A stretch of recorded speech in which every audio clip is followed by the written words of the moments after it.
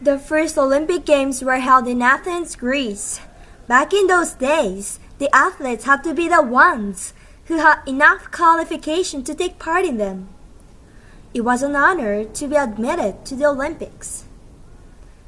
Now, after almost 2,000 or 3,000 years from classical antiquity, we still regard the Olympic Games as one of the most respectful and important events. We all know how important sports are in our lives. They give us opportunities to make a lot of new friends through sincere competitions of our strengths and abilities. I'm participating in an English speech contest deeply concerned about sports events. That's because I've just learned a very valuable piece of news through a kind of mass media and realized how indispensable they are in the life of human beings. This last weekend just happened to be my school's festival day, and because of that event, we were given an additional day off. It was a Monday morning, right after Typhoon number 19 hit Kanto and eastern Japan, and gave a great damage to the land and people in the area. Do you know it was also in the midst of Rugby World Cup competitions?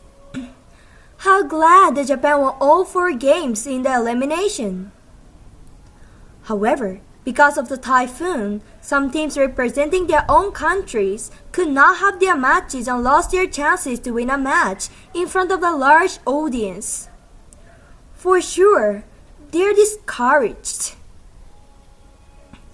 My stunning discovery, the recognition of the news occurred simultaneously.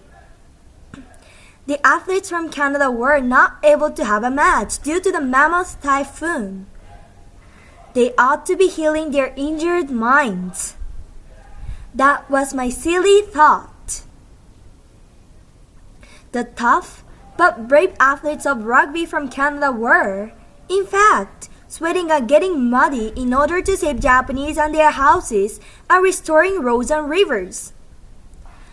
Who could imagine that the members of the rugby team representing Canada were fighting against natural calamity and saving lives of the typhoon victims instead of competing in the stadium? Please let me repeat.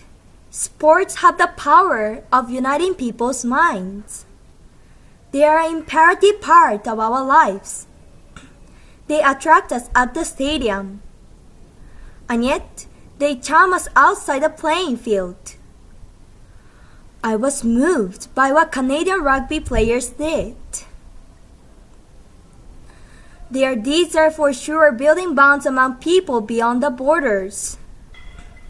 Please note that they are fighters in the game, but because they may be having a match of building a peaceful globe for humans to live and establishing a better world. Thank you.